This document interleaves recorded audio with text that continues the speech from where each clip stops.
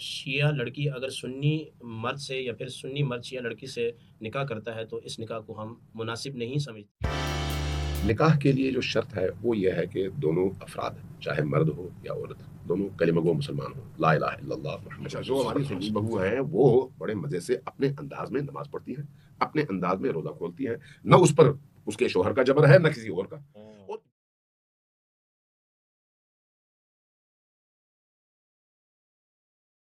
ہزاروی صاحب سے فرما رہے ہیں کہ میں اہل سنت والجماعت سے میرا تعلق ہے، 2 سوال میرے ایک ہی مسئلے کے ساتھ جڑے ہوئے ہیں۔ فرماتے ہیں کہ ہماری شادی اہل تشیع قبیلے میں ہوئی ہے، اب وہ سادات لوگ ہیں اور اس وقت مفلسی کی حالت میں، کیا میں ان کو زکوٰۃ دے سکتا ہوں؟ شادی یعنی رشتہ دار ہے، اور کیا یہ شادی شریعت میں قابل قبول ہے؟ جی، اس کا سادہ سا اور عام سا جواب یہ ہے کہ جب بھی آپ شادی کریں تو ہم مسلک میں کریں، ورنہ اختلاف پیدا ہوگا۔ اور شیعہ لڑکی اگر سنی مرد سے یا پھر سنی مرد شیعہ لڑکی سے نکاح کرتا ہے تو اس نکاح کو ہم مناسب نہیں سمجھتے۔ ہم مزاج کے اندر نکاح کرنا چاہیے، جہاں شریعت مطالعہ کے اندر یہ کہا گیا ہے کہ کف میں شادیاں کریں، قوم ایک ہونی چاہیے، تو پھر تو ضروری بات ہے کہ ہمارا نظریہ بھی ایک ہونا چاہیے، وگرنہ کیا ہوگا کہ 10 محرم کے دن جناب سنی صاحب وہ الگ ہوں گے، بیوی صاحب الگ ہوں گی، 12 ربیع الاول شریف کے دن جناب بیوی صاحبہ الگ ہوں گی، سنی صاحب الگ ہوں گے، اور اگر اہل سنت و جماعت سے مراد وہ ہے جس کو بینڈ لگا ہوا ہے تو 22 رجب کو بیوی صاحبہ دوسرے کمرے میں ہوں گی اور شوہر صاحب دوسرے کمرے میں ہوں گے۔ تو شریعت کے اندر مزاج کا ملنا بہت ضروری ہے، میں سمجھتا ہوں۔ تو آج کے زمانے میں اس کو فرقہ پرستی کی طرف نہ لے کے جائیں، کم سے کم آپ شادی اس خاتون سے کریں کہ جو آپ کے ساتھ زندگی کے اندر نبھا کر سکے، اور جب اس کے بچے ہو جائیں، اور جب بچے ہو جائیں گے تو پھر وہ ماں کے ساتھ جائیں گے یا باپ کے ساتھ جائیں گے، عجیب سی کیفیت ہوگی، باپ تراویح پڑھنے جا رہا ہوگا اور بیٹا کہہ رہا ہوگا کہ میرے ہاں تو تراویح ہے ہی نہیں ہے، یا پھر بیٹا نہیں پڑھے گا باپ پڑھنے جا رہا ہوگا، تو یہ اختلاف تو پیدا ہوگا۔ تو ویسے بھائی ہماری تو یہی ہے، ایک ہے فقہ اور ایک ہے فقات۔ فقات یہ ہے کہ آپ اپنے گھر کو آباد کرنے کے لیے اس سے پہلے دینی معاملات کو سوچنا سب سے پہلے ہے، کیونکہ سرکار نے فرمایا 4 طریقوں سے خاتون سے شادی کی جائے، اس کے حسن و جمال سے، اس کے مال کی وجہ سے، اس کے حسب اور اس کے دین کی وجہ سے، اور دین میں تو کامیاب ہو جا۔ اور یہ میں سمجھتا ہوں کہ جس نے سوال کیا ہے وہ بہتر طریقے سے سمجھتا ہے کہ اہل سنت اور شیعہ حضرات کے دینی معاملات کے اندر عقائد جو ہیں وہ اپنی جگہ مسلمہ ہیں، یعنی ایمانیات، اس کے علاوہ فوری اختلاف ہیں تو آپ کا گھر برباد ہو جائے گا، اختلاف میں آپ پڑ جائیں گے۔ آپ ڈھونڈیے کوئی سنی ڈھونڈیے، ہاں اگر پوری دنیا میں آپ کو کوئی سنی لڑکی نہیں مل رہی یا لڑکا نہیں مل رہا تو پھر آپ دوسری طرف جائیے، فمن اضطر غیر باغ، وہ بھی پھر حاجت ہے وہ آ جائے گی۔ اور دوسرا مسئلہ اس کا حکم بھی بتا دیں، منع ہے، حرام ہے، کیا ہے؟ امام اہل سنت اشاہ احمد رضا خان فاضل بریلوی رحمۃ اللہ تعالیٰ علیہ نے حرمت کا فتویٰ دیا ہے۔ جی، فتاوی رضویہ کے اندر، یہ میری بات نہیں ہے، یہ ان کی بات ہے، چونکہ ہم آپ کے پاس بیٹھتے ہیں تو ہم بزرگوں ہی کی باتیں کرتے ہیں، اپنی طرف سے ابھی نہ ہم مجتہد بنے ہیں نہ ابھی مفتی بنے ہیں، یہ آپ کا ہے کہ آپ بتا دیں۔ دوسری بات جو آپ نے بیان فرمائی نا زکوٰۃ کے ان تمام مسائل کے اندر، جیسے حضرت صاحب نے بھی فرسٹ رمضان کی بات کی ہے، تو یہ اہل سنت کو چاہیے کہ وہ دیکھ لیں کہ یہ جو زکوٰۃ رمضان میں نکالی جاتی ہے یہ ثواب کی وجہ سے نکالی جاتی ہے، ورنہ جس بندے کا جب سال پورا ہو رہا ہے وہ زکوٰۃ نکالے گا۔ اور یہ بھی یاد رکھ لیں نماز کے علاوہ شریعت محمدیہ میں جتنے بھی مسائل ہیں ان کا تعلق چاند کے ساتھ ہے، ان کا تعلق سورج کے ساتھ نہیں ہے۔ روزہ ہو گیا، زکوٰۃ ہو گیا، حج ہو گیا، اور بالخصوص عدت، کیونکہ عدت میں کیا ہوتا ہے کہ عورت اگر وہ بیوہ ہے تو 4 ماہ 10 دن بٹھاتے ہیں، انگریزی مہینے سے یا تو وہ بڑھ جاتی ہے یا کم ہو جاتی ہے، تو اس لیے ہمارے لوگوں کو یہ سیکھنا بھی بہت ضروری ہے۔ مفتی عبدالباقی کی طرف آتا ہوں، تارے یہ اسلامی لمحات ہمارے چل رہے ہیں، موضوع بہت خاص ہے، شادی کا سوال بھی چڑھ گیا، اب یہ رمضان سے روزے سے بھی جڑا ہوا تھا، اس پہ آپ بھی اپنی رائے دیتے ہیں۔ واقعا اگر ایک اب رشتہ ہو گیا ہے، شادی ہو گئی ہے، یہ تو ممنوع اور حرام کے زمرے میں آئے گی یا کوئی راستہ نکل سکتا ہے کہ زکوٰۃ بھی پہنچ جائے؟ دیکھیں فتاوا تو وہی کہتے ہیں جو حضرت مفتی صاحب نے فرمایا۔ ہمارے ہاں چاہے وہ یہ احناف کا عقیدہ، علماء احناف کے نزدیک، اور پھر دیوبند اور بریلوی جو بھی ہیں ہمارے ہاں فتوا تو اہل سنت میں چاروں آ جاتے ہیں، تو ہمارے ہاں یہ فتوا ہے۔ لیکن اس میں ایک ایکسیپشنل شکل یہ ہے کہ اگر کوئی لڑکا ہے یا لڑکی ہے اور عقائد کے اعتبار سے اس کے عقائد کو پرکھا جائے اور اس سے وہ سوالات کیے جائیں جس سے ایک ایمان والا ہونا اور اس کے اعتقادات کا درست ہونا معلوم ہوتا ہے، تو پھر یہ تو کہا جا سکتا ہے کہ جی اعمال میں اختلاف ہو سکتا ہے، سو کرنا ہے نہیں کرنا ہے، کالے کپڑے پہننے نہیں پہننے ہیں، ہرا جھنڈا لگانا ہے نہیں لگانا ہے، لیکن اگر اعتقادی طور پہ کوئی لڑکا یا لڑکی وہ ان اعتقادات پر مکمل طور پہ پورے اترتے ہیں جو اہل سنت والجماعت کے نزدیک متفقہ ہے، تو پھر تو نکاح تو ہو جائے گا۔ لیکن جیسے مفتی صاحب نے فرمایا کہ وہ جو جھگڑا ہے وہ تو ہمارے ہاں یہ بھی ایک بڑا سوال ہے کہ کیا کسی حنفی کو غیر مقلدین کے ہاں بھی، مطلب اہل حدیث کے ہاں بھی شادی کرنی چاہیے کہ نہیں کرنی چاہیے؟ وہاں بھی ایک جھگڑا ہے، وہ ایک جھگڑا ہے۔ کیا کسی دیوبندی کو کسی بریلوی سے شادی کرنی چاہیے کہ نہیں؟ وہاں بھی یہ جھگڑا ہے۔ تو یہ چیزیں جو مفتی صاحب نے جس تفصیل سے بیان فرمائی نا، ان چیزوں کو مد نظر رکھ کے، اچھا یہاں ایک اور سوال بھی ہے کہ کسی تبلیغی کو کسی جہادی کے ہاں بھی شادی کرنی چاہیے کہ نہیں کرنی چاہیے؟ یہ بھی ایک مسئلہ ہے نا کہ تبلیغ والا کہے گا سیروزے میں جاؤ، جہاد والا کہے گا نہیں جہاد میں جانا۔ تو یہ مسائل تو ہر جگہ ہے۔ اصل چیز ہے کہ آپ اگر ایک شخص کو اسلام کی اس کسوٹی پر پورا اترتا ہے وہ مسلمان ہے۔ دیکھیں کوئی شخص بائی نیم جو ہے وہ کافر نہیں ہے کہ میں کسی شخص کے کہوں کہ یہ نام ہمارے یہاں فتویٰ نام پہ نہیں دیا جاتا، ڈیفینیشن ہمارے ڈیفینیشن ہے. اگر وہ اسلام اور ایمان کی ڈیفینیشن پر پورا اترتا ہے وہ مسلمان ہے، اس سے میرا نکاح درست ہے. باقی اس کے ساتھ عملی طور پہ اختلاف ہو سکتا ہے. میرا آپ سے بھی بہت بڑے اختلافات ہیں، آپ کو مجھ سے بہت شدید اختلافات، بہت شدید اختلافات. جی ویس بھائی مجھے اگر اجازت جی ہو، اس سوال سے چند دوسرا دن حصہ میں پہلے سو رہا ہے. جیسے مفتی صاحب بات کر رہے تھے، ایک جگہ ہم رشتہ کرنے گئے، ہمارے اپنے برادری کا مسئلہ تھا، لیکن وہ پہلے یہاں کراچی میں آ گئے تھے. انہوں نے کہا لڑکا کون ہے، تو ہم نے کہا لڑکا سنی ہے. انہوں نے کہا ہم عثمانی ہیں. ہاں یہ وہ پہلی دفعہ مفتی صاحب میرے ذہن میں یہ بات ہے. میں نے کہا عثمانی ہے تو یہ تو اچھی بات ہے. بولا آپ سنی ہیں ہم عثمانی ہیں، ہم آپ میں رشتہ نہیں دیں گے بچی کا. اور میں نے کہا آپ سمجھے کہ سنی سے آگے کوئی عثمانی ہوں گے، حضرت عثمان سے تعلق ہوتا. میں تو بڑا خوش ہو گیا. جماعت المسلمین کے نام سے جو ہے نا یہ ان سے نکلا ہوا ہے. جماعت المسلمین کی بھی ایک شاخ نکل گئی ہے. نہیں جماعت المسلمین ان سے نکلے ہوئے ہیں، عثمانی سے. جی پھر وہ جو بالا کوٹ سے تشریف لائے سارے، وہ کرایہ بھی گیا، وہ رشتہ پھر ختم کرنا پڑا ہمیں. پہلی دفعہ میرے ذہن میں یہ بات ہے عثمانی عقیدہ بھی ہے.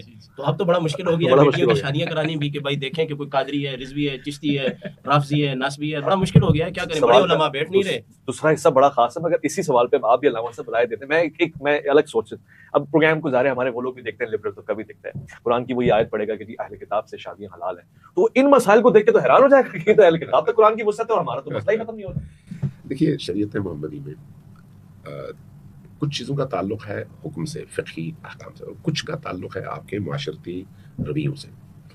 بالعموم ہم معاشرتی رویوں کو شریعت کے احکام کے ساتھ مکس کر دیتے ہیں اور اس کے بعد پھر مشکل کا شکار ہو جاتے ہیں. نکاح کے لیے جو شرط ہے وہ یہ ہے کہ دونوں افراد، چاہے مرد ہو یا عورت، دونوں کلمہ گو مسلمان ہوں، لا الہ الا اللہ محمد رسول اللہ پڑھتے ہیں، نبی کریم کی رسالت پر اور خاتمیت پر ان کا ایمان ہو، اور اسی طرح سے قرآن کی سچائی اور حقانیت پر ان کا ایمان ہو، عالم آخرت اور معاد پر ان کا ایمان ہو، کعبۃ اللہ کی طرف رخ کر کے وہ نماز پڑھتے ہیں. یہ بنیادی شرائط ہے. اگر ان شرائط پر کوئی شخص پورا اترتا ہے تو پھر اس طبقے کے اندر ایک دوسرے سے رشتہ ہو سکتا ہے فقہی اور شرعی طور پر، کوئی اس میں حرج نہیں ہے. باقی تمام جو تقسیمیں ہیں وہ اس کے بعد کی تقسیمیں ہیں.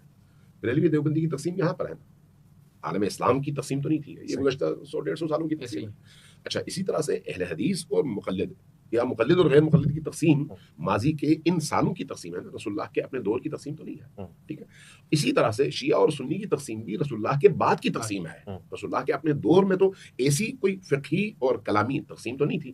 ہمارے لیے معیار وہ ہے جو رسول اللہ کے اپنے دور کی حقیقتیں ہیں، اور رسول اللہ صلی اللہ علیہ وسلم کے اپنے دور کی جو حقیقت ہے وہ یہ ہے کہ بھئی قبلے کی طرف رخ کر کے نماز پڑھتے ہو، اللہ کی وحدانیت، رسول کی رسالت اور خاتمیت، قرآن کی حقانیت اور معاد پر ان کا ایمان ہو. یہ ہے بیسک چیز. اب جہاں تک مفتی صاحب نے فرمایا اور درست ہے کہ جب آپ ایک معاشرے میں شادی کرنا چاہتے ہیں تو فرض کریں آپ دو بھائی ہیں نا، دونوں بھائیوں کے گھروں کا کلچر مختلف ہونا، تو وہاں پر بھی جب آپ شادی کرنا چاہیں گے تو آپ کو تشویش ہوگی، یار ان کے گھر کا ماحول اور طرح کا ہے، ہمارا ماحول اور طرح کا. آپ مولانا ہیں، حلال و حرام کی تمیز کرتے ہیں، وہ جو ہے ان چیزوں کا خیال نہیں رکھتے. اب چاہے لڑکا ادھر کا ہو، لڑکی ادھر کی، یا برعکس، بہرحال پھر میچنگ مشکل ہو جاتی ہے.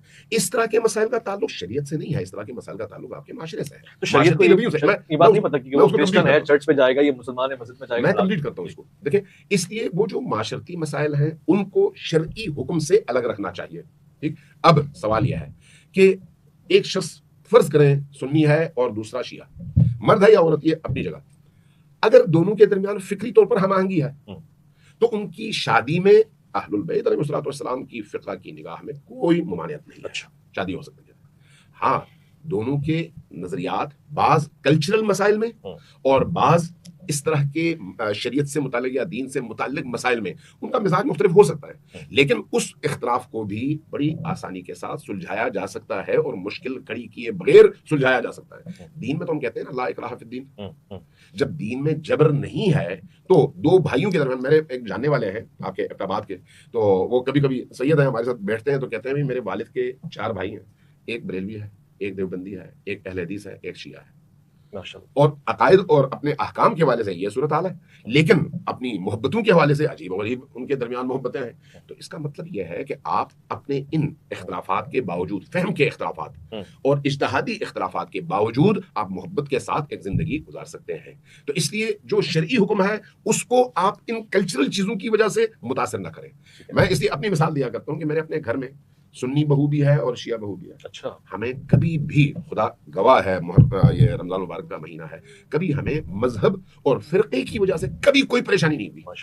اچھا جو ہماری سنی بہو ہیں وہ بڑے مزے سے اپنے انداز میں نماز پڑھتی ہیں، اپنے انداز میں روزہ کھولتی ہیں، نہ اس پر اس کے شوہر کا جبر ہے نہ کسی اور کا، اور یہی صورتحال اس کی طرف سے اپنے شوہر کے والے سے کبھی کوئی ایسی پریشانی پیدا نہیں ہوئی. اس کا مطلب یہ ہے کہ یہ جو معاشرتی مسائل ہیں ان معاشرتی مسائل کو شریعت کے ساتھ آپ مکس نہ کریں. شریعت نے واضح طور پر ایک بات کہی ہے. عام طور پر ہمارے ہاں جو اس طرح کے فتاوا آتے ہیں نا ان پر وہ جو آپ کے معاشرے کا ایک جبری ماحول ہوتا ہے اس کا اثر بہت زیادہ ہوتا ہے، ورنہ آپ شریعت کی نگاہ سے دیکھیں تو وہاں پر کوئی حرج نہیں ہے. اب جب آپ اسی نکاح کے حوالے سے اہل البیت کے فرقہ کو دیکھیں تو اہل البیت کی فرقہ میں اہل کتاب سے عقد دائم کی اجازت نہیں ہے. عقد مؤقت کی اجازت ہے، عارضی نکاح، لیکن دائمی نکاح کی اجازت نہیں ہے، جبکہ ہمارے احناف ظاہراً اس کو جائز سمجھتے ہیں. ٹھیک ہے، اہل کتاب کون ہے؟ جو رسول کی رسالت کے منکر ہیں، لیکن وہاں پر جائز ہے.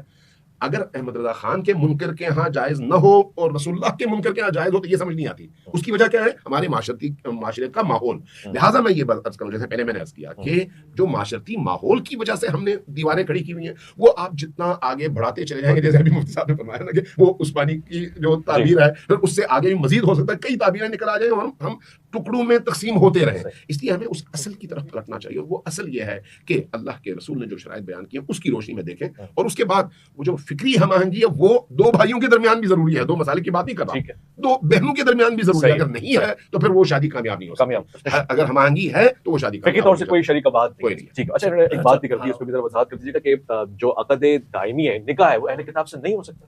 اچھا، پہلی بات تو یہ ہے کہ میں وضاحت کے ساتھ بتا دوں، اہل کتاب سے جو عقد نکاح کو جائز قرار دیا گیا ہے یہ ان کی خواتین سے ہے. جی جی، ان کے مرد جو ہے وہ مسلم خاتون سے نکاح نہیں کر سکتے، اور اسلام نے یہ کہا ہے کہ جب وہ خاتون ہمارے گھر میں آ جائے گی تو تمام تر معاملات جو ہوں گے وہ اسی طرح سے ہوں گے جو مسلمان کے ہیں. تو پھر وہ دیگر مذہب کی کہاں رہی؟ سنیں میری بات. اور اس کو آہستہ آہستہ اسلام کی طرف راغب کیا جائے گا، اور وہ اسلام کی طرف راغب ہو جائے گی. مگر فی زمانہ علماء کرام کا احتیاطاً فتویٰ یہ ہے کہ کوئی بھی مسلمان بندہ اہل کتاب سے نکاح نہ کرے. یہ تو خلاف روح قرآن نہیں ہے. میں بتاتا ہوں آپ کو احتیاطاً، کیونکہ ان کے مذہب کے اندر سرکار دو عالم صلی اللہ علیہ وسلم کے زمانے کے اندر اتنی تعریف تھی حد سے زیادہ، اور اب تو مزید ان کے اندر تعریف ہو گئی ہے. مثلاً ابھی ہم زکوٰۃ میں بات کر رہے تھے، مصارف زکوٰۃ 8 ہیں، ان میں سے ایک مؤلفہ قلوب ہے. اور مؤلفہ قلوب یہ ہے کہ کافر کو پیسہ دے کے مسلمان کرو، یا نیا کافر ہوا ہے اس کو پیسہ دے کے پکا کرو. صحابہ کرام کے دور کے اندر یہ چیز ساکت ہو گئی ہے. اب اسلام کے اندر کسی کو زکوٰۃ کا پیسہ دے کر اس کو ہم مسلمان نہیں کر سکتے. تو جیسے جیسے یہ معاشرہ بڑھے گا، اسلام وہاں عبارت النص میں اپنی شکل میں موجود ہے، مگر اسلام جو ہے وہ اشارت النص میں کچھ اور کہہ رہا ہے. عبارت النص تو یہ ہے کہ حسن کی وجہ سے نکاح کرو، لیکن آگے جو نص آ رہی ہے وہ یہ کہہ رہی ہے کہ دینداری کی وجہ سے نکاح کرو. تو اہل کتاب سے جو نکاح ہے اویس بھائی، یہ ایک حاجت اور ضرورت کی وجہ سے جائز ہے، مگر شریعت مطالعہ میں پسندیدہ نہیں ہے. پسندیدہ نہیں ہے؟ ہاں، جائز ہے مگر پسندیدہ نہیں ہے. جائز میں اور پسندیدہ چیز میں فرق ہے. مثلاً حاجت کی وجہ سے، ضرورت کی وجہ سے شراب پی جا سکتی ہے، خنزیر کھایا جا سکتا ہے، مگر شریعت میں یہ ناپسندیدہ ہے، پسندیدہ نہیں ہے. ایک ضرورت کی بنیاد پر اس کو جائز قرار دیا گیا ہے. اور آقا کریم علیہ السلام کے زمانے کے اندر یہ احکام جو ہے آہستہ آہستہ مشرکین کی عورتوں سے نکاح، پھر اس کے بعد اہل کتاب سے جو نکاح تھا وہ جائز تھا، پھر خواتین جو مسلم ہیں ان کے لیے پھر نکاح کو حرام کر دیا گیا. تو اب اگر مقیس علیہ بنا رہے ہیں نا اہل کتاب کو اور پھر موجودہ جو فرقے ہیں، تو یہ میں سمجھتا ہوں کہ مقیس بنانا بھی درست بات نہیں ہے. اور پھر اگر ہم موجودہ دور کے اندر فرقوں کے عقائد میں ذرا کھل کے جائیں گے نا تو عقائد کچھ اور ملتے ہیں. ٹھیک ہے، اب میں اسی بات کو آپ مختصر سے جواب بھی دیتے ہیں، سوال بھی مختصر ہی ہے. آپ نے فرمایا کہ جائز ہے مگر یہ کہ مستحب نہیں ہے، پسندیدہ نہیں، مشکل صورتحال میں، تنگ صورتحال میں. تو اسی فارمولے کو ہم یہ کیوں نہیں رکھتے کہ دیگر مسالک میں جائز ہو، پسندیدہ نہ ہو؟ شیعہ سنی میں کریں. جس زمانے میں ایک گھر کے اندر 5 سنی لڑکیاں بغیر نکاح کے کنواری رہ رہی ہوں، وہاں ہم فتویٰ دینا شروع کرتے ہیں کہ بھائی وہ فلاں کے یہاں بھی جائز ہے، فلاں کے یہاں بھی جائز ہے، اور تم یہودن سے بھی نکاح کر لو اور عیسائی سے بھی نکاح کر لو. میں سمجھتا ہوں عقل بھی اب اس بات کا تقاضا نہیں کر رہی. ایک چیز کا جائز ہونا اپنی جگہ ہے، لیکن ایسی مسلم سنی حنفی بیلوی خواتین، دیوبندی خواتین، شیعہ خواتین جو 4 5 بیٹیاں پڑی ہوئی ہیں، یعنی کہ پھر لڑکے بھی، پھر اس میں اگر ادھر ادھر کی ہم رائیں کھولیں گے تو ایک معاشرے کے اندر ایک اور بگاڑ بھی پیدا ہوگی. یعنی شریعت کو یہ باتیں نہیں پتہ ہے، ہم نے خود سے نہیں، شریعت کو پتہ ہے. میں یہ کہہ رہا ہوں دیکھیں کہ شریعت مطالعہ کے اندر جائز ہونا اور چیز ہے اور اس کی طرف راغب کرنا کسی چیز کو وہ اور ہے. یہی میں کہہ رہا ہوں کہ اس کی جواز کا تو فتویٰ دیں، جواز کا فتویٰ ہے کہ شیعہ کی سنی میں ہو سکتی ہے. دیکھیں اس میں عقائد اگر وہ ان کے متفق ہیں تو پھر بات صورتیں نکلیں گی، لیکن اس کی تفصیل جو ہے وہ شاہ ولی اللہ محدث دہلوی رحمۃ اللہ تعالیٰ علیہ نے اثنا عشرہ جو کتاب لکھی ہے اس کے اندر موجود ہے. تو آپ اس میں میری رہنمائی فرمائیں. میں اسی عرض کر رہا تھا کہ جواز ہے یا نہیں ہے اسی روح سے جو قرآن کہہ رہا ہے اہل کتاب کا جواز. اہل کتاب سے جو نکاح کا معاملہ ہے وہ تو قرآن نے ایک چیز کہہ دی ہے، میں اور آپ کون ہو سکتے ہیں. صحیح. لیکن حضرت عمر رضی اللہ تعالیٰ حضور صلی اللہ علیہ وسلم کے انتقال کو دنیا سے فردا فرمانے کو کچھ عرصہ گزرا تھا. آپ نے 2 چیزوں سے بڑی شدت سے منع فرمانا شروع کیا تھا. ایک، آپ کتابیت سے نکاح کو منع فرماتے تھے، کہ بھائی اس سے تمہارے گھروں کا ماحول خراب ہوگا، کس سے؟ کتابیہ سے، کتابیہ سے۔ یعنی ٹھیک جو ٹھیک غیر مسلم، جو صحیح یہودی یا عیسائی ہے۔ صحیح دوم جب ان کو خنجر مارا گیا نا تو انہوں نے حضرت ابن عباس سے کہا کہ میں تمہارے باپ کو اس بات سے منع کرتا تھا کہ یہ مجوسی جو غلام ہے ان کو مدینے میں نہ لاؤ۔ ایسے یہ لوگ کون منع فرما رہے ہیں؟ حضرت عمر رضی اللہ اور عنہ، ہم کس کی شریعت کے پابند ہیں؟ ہم حضور صلی اللہ علیہ وسلم کے شریعت کے پابند ہیں، لیکن اسی حضور صلی اللہ علیہ وسلم نے ہمیں انہی اصحاب کی اتباع کا حکم دیا ہے۔ خلاف قرآن اگر نکل رہی ہو ہماری ذہن، انہوں نے حرام نہیں قرار دیا، انہوں نے اپنے زمانے میں جو بہت ساری چیزوں کو ایک قانون کی پابندی میں لا کر انہوں نے پابند کیا کہ یہ نہ کرو، ایسے نہ کرو۔ اس کی وجہ ہے کہ آپ جس معاشرے میں رہتے ہیں اس معاشرے کی چیزوں کو، اس کے مزاج کو آپ سمجھنا شروع کرتے ہیں۔ جب آپ مزاج سمجھنا شروع کرتے ہیں تو جب لوگ آتے ہیں، حذیفہ آئے، عثمان سے کہا کہ دیکھو امت جو ہے نا، یہ اتنے جو ہے وہ حفاظ شہید ہو گئے، اگر قرآن جب کو ایک جگہ نہیں لے کر آ گئے تو امت میں بڑا فتنہ ہوگا۔ حضور نے تو نہیں کیا، عثمان کے کرنے پر کیوں کر رہے ہیں، ابو بکر کے کرنے پر قرآن کیوں جمع کر رہے ہیں؟ یہ ہوتا ہے مزاج شناسی۔ آپ اپنے وقت کے مزاج کو شناسی کریں۔ جہاں تک اہل تشیع سے نکاح، میں نے بات عرض کی اور حضرت نے، علامہ صاحب نے بڑی وضاحت سے وہ بات کی کہ جو چیزیں آمنت باللہ وملائکتہ وکتبہ ورسلہ والیوم الآخر والقدر خیر وشر من اللہ تعالی والبعث بعد الموت، یہ ہے وہ 7 چیزیں۔ اگر اس پر کسی کا عقیدہ ہے کہ آمنا وسلمنا، نہ دوسرے نبی کا دعویٰ ہے، نہ دوسرے قرآن کا دعویٰ ہے، نہ کسی اور چیز کا دعویٰ ہے، مسلمان ہے، آپ نکاح کر سکتے ہیں، لیکن پھر وہی باتیں پلٹ کے آئیں گی، مزاج نہیں ملے گا، چیزیں نہیں ملیں گی۔ لیکن کوئی آدمی، اگر ایک آدمی کہتا ہے نا کھڑے ہو کر کہ جی میں ان 7 چیزوں پر جیسے آپ کہہ رہے ہیں میرا اس پر ایمان ہے، نکاح جائز۔ ٹھیک ہے، بہت اچھا جواز ہو گیا۔ علامہ صاحب اس پہ آپ سے مجھے سب شکوہ سے ہے، پہلے ایک بات تھوڑی سی لے لیں، عقائد اسلام اور ہیں، معمولات تشیع اور معمولات اہل سنت اور ہیں، ٹھیک ہے، اور ہمیں چاہیے کہ ہم عقائد کی رعایت کے ساتھ ساتھ اہل سنت کا منہج اس کی بھی رعایت کریں، اور شیعہ حضرات کو چاہیے کہ وہ اپنے اپنا منہج کی رعایت کریں۔ اب شکوہ علامہ صاحب میرا یہ ہے کہ جب قرآن کہہ رہا ہے کہ حلال کر دی گئی تم پہ اہل کتاب کی عورتیں، تو پھر آپ کیسے کہہ رہے ہیں کہ دائمی نکاح جو ہے جس کو ہم نکاح کہتے ہیں وہ حرام ہے اور عارضی حلال؟ دیکھیں قرآن کریم اس بات کو سمجھنے کی ضرورت ہے کہ وہ شرعی احکام کی کتاب نہیں ہے، بلکہ قرآن کریم میں اصول بیان کیے گئے ہیں، اور ان اصولوں کو سمجھنے کے لیے نبی کریم کی سیرت اور آپ کا کلام سمجھنا ضروری ہے۔ قرآن کریم میں بہت ساری ایسی چیزیں ہیں جن کو آپ شریعت کی بنیاد بنا کر شرعی احکام اخذ نہیں کر سکتے۔ قرآن کریم نے اقیم الصلاۃ کہا، لیکن کیسے یہ آپ نے نبی سے پوچھنا ہے۔ قرآن کریم نے کہا کہ روزہ رکھو، لیکن کیسے یہ آپ نے نبی کریم سے پوچھنا ہے۔ قرآن کریم نے کہا کہ حج کرو، کیسے یہ آپ نے نبی کریم سے پوچھنا ہے۔